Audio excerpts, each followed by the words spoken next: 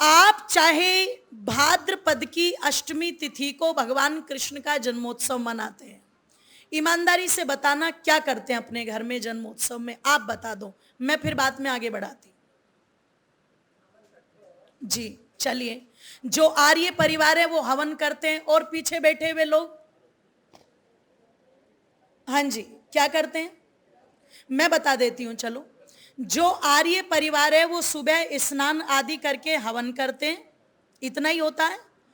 और पता लगा जो हमारे दूसरे भाइयों के परिवार हैं वो सुबह स्नान आदि करके पूजा पाठ करते हैं, कुछ दान आदि कर देते होंगे, इतना ही होता है ना। और 2-4 दिन पहले आप लोग पता लगा पेड़े बनाना शुरू कर देते हैं, तरह तरह की अलग अलग मिठाइयां बनाना शुरू कर देते हैं। और जिस दिन कृष्ण जन्माष्टमी आती है, आप पूरा दिन व्रत रख करके, और शाम को जब रात्रि के 12 बजते हैं और चांद निकलता है, तो चांद को पानी दे करके सब अपना व्रत खोलते हैं पेड़े और दूध से, और उसके बाद भोजन आदि करके और हाथ जोड़ करके बोल देते हैं राजी खुशी अगले साल, जोर से बोलो, फिर आना। यही होता है या इससे ज्यादा कुछ होता है? और हमारी कृष्ण जन्माष्टमी मन गई। इसी कुछ तरह हम राम जी का भी जन्मोत्सव मनाते हैं और सभी महापुरुषों का मनाते हैं। अब आप इस विचार करना, चिंतन करना, जो पूरे दिन आप लोगों ने इस दिन को अपने दिमाग में रखा और अपनी शुभकामनाएं आपने जापित कर दी, इसमें एक चिंतन आज मेरे कहने से रखो, इसमें आपका व्यक्तिगत लाभ क्या हुआ? एक व्यापारिक दृष्टि से सोचो। पेड़े तो कभी भी खाए जा सकते हैं, लड्डू तो कभी भी खाए जा सकते हैं।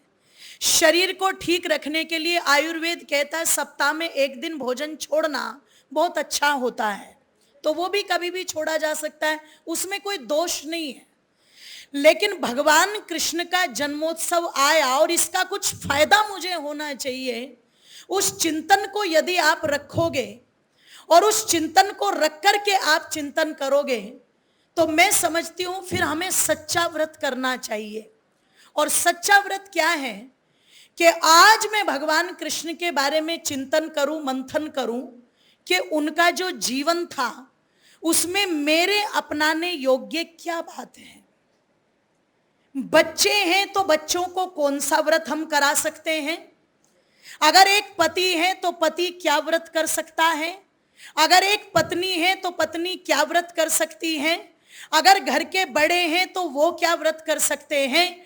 अगर प्रत्येक महापुरुषों के जन्मदिन पर आप एक भी गुण उनके जीवन से उठा ले और उसे अपने जीवन में धारण कर ले, तो आपको याद रहेगा कि जी कृष्ण जन्माष्टमी पर मैंने ये संकल्प लिया था और उस दिन के बाद मैंने इस बुराई को अपने जीवन में आने, जोर से बोलो,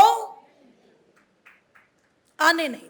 अच्छा ताली बजाओ तो सारे बजाना, 2-4 चटर पटर मत करना। तो आज यदि भगवान कृष्ण का जन्मोत्सव हम मना रहे हैं, तो आओ, मनाने वालों के तरीके तो बहुत हैं। कुछ लोग ऐसे भी मनाएंगे, यदि वो चीजें उन पर लागू कर दी जाए तो उन्हें सहन नहीं होगी। ध्यान रखना, अगर वो चीजें उन पर लागू कर दी जाए तो वो उन्हें बिल्कुल भी सहन नहीं होगी। लेकिन भगवान कृष्ण के नाम पर वो गंदगी धड़ल्ले के साथ में उछाली जाती है, और आज उसी गंदगी के उछालने का परिणाम है कि दूसरे लोग आकर के हमसे प्रश्न करते हैं और फिर उन प्रश्नों का जवाब हिंदू जाति के पास में, जोर से बोलो, नहीं होता।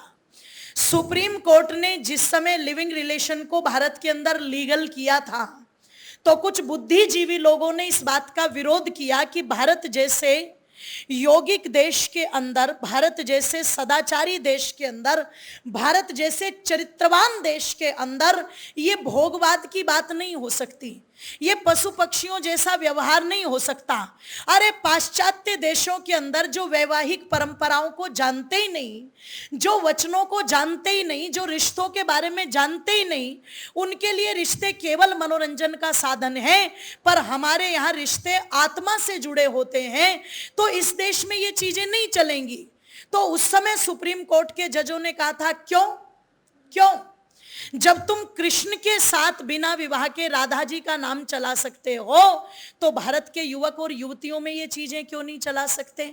अब कोई जबरदस्ती वहां पर टांग अड़ा करके इन चीजों को जबरदस्ती बिठाए तो बात अलग है, लेकिन नैतिक दृष्टि से मैं अपने से पूछना चाहती हूं, जितनी भी पत्नियां यहां पर बैठी हैं, क्या आप सहर्ष और बड़ी खुशी के साथ ये स्वीकार कर लोगी कि पत्नी बनकर के तो घर में मैं रहूं, पर कोई पराई स्त्री मेरे पति के साथ बाहर भी हो? ईमानदारी से बता, मैं प्रैक्टिकल बोल रही हूं, ठीक है ना? हवा में बात करने की मुझे आदत नहीं है, प्रैक्टिकल है ये। आप अपना लोगी क्या? जोर से बोलो। नहीं। पर कृष्ण जी के नाम पर ये चीजें चल रही है कि नहीं चल रही है? आज हम रुक्मणी माता को भूल चुके हैं, माफ करिएगा, नाम लेना भूल चुके हम केवल। अगर भागवत की बड़ी चौड़ी कथाएं होती हैं करोड़ों रुपए खर्च करके भी, तो माता रुक्मणी का नाम केवल कब आता है? विवाह के समय। बाकी तो 6 दिन या 8 दिन जो चलता है वो दूसरा ही नाम चलता है। जबकि इतिहास के पन्नों को उठा करके नहीं देखा, ना तो भागवत को उठाया, ना ब्रह्मवैवर्त पुराण को उठाया। अगर ब्रह्मवैवर्त पुराण को भी उठा लेते तो राधा बचपन में कृष्ण से अलग हो गई थी, फिर जीवन भर उनका मिलन कभी भी बोलो नहीं।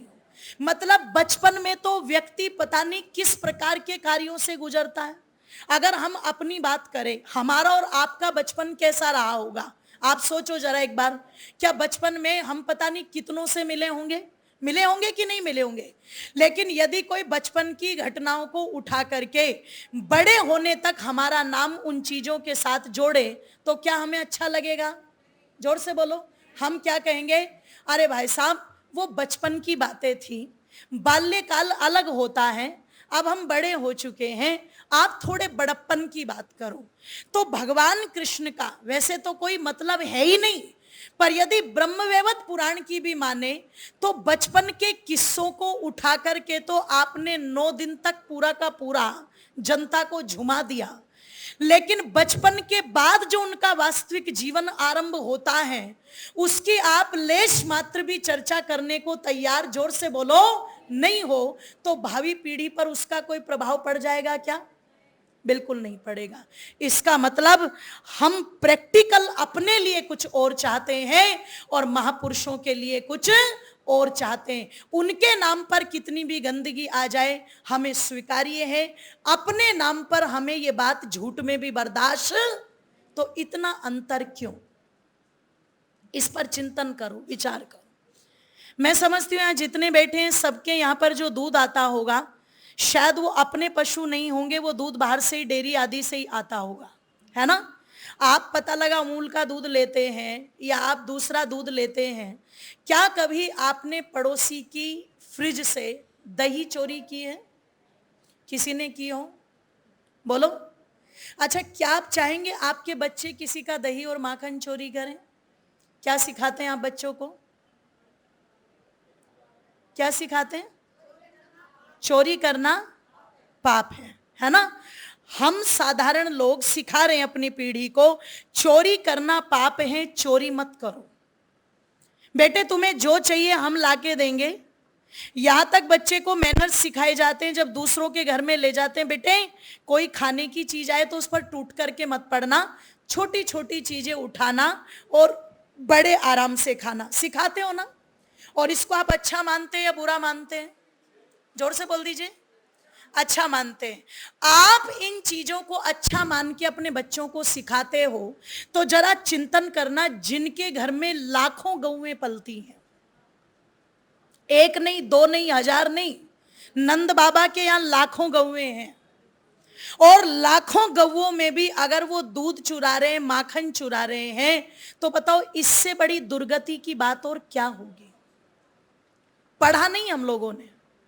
आप यदि पढ़ करके देखोगे तो जिस समय कंस जैसे आताताई ने कर के रूप में गोकुल से दूध और माखन मंगाना आरंभ किया था, तो उस समय कृष्ण जी ने उस अत्याचार को रोकने के लिए, उस अन्याय को रोकने के लिए एक संगठन का निर्माण किया था। संगठन का अध्यक्ष अपने बड़े भाई बलराम जी को बनाया था, और जो कि वो कृषि से जुड़ा हुआ था, गौ माता से जुड़ा हुआ था।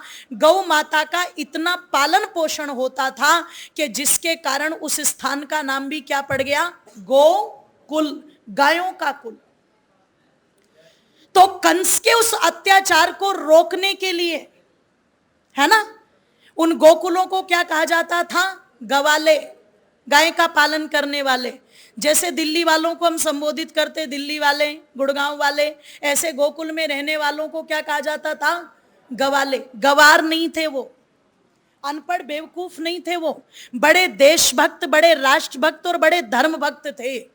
तो कंस के अत्याचारों को रोकने के लिए भगवान कृष्ण ने अपना एक संगठन बनाया, जिसका अध्यक्ष अपने बड़े भाई बलराम जी को बनाया, और जिसका राष्ट्रीय चिन्ह, जैसे पार्टियां भी अपना कोई निशान बनाती है, तो ऐसे उन्होंने उसका निशान जो रखा था वो हल को रखा था। आप कभी बलराम जी के चित्र को देखेंगे तो बलराम जी के कंधे पर आपको क्या मिलेगा? हल मिलेगा।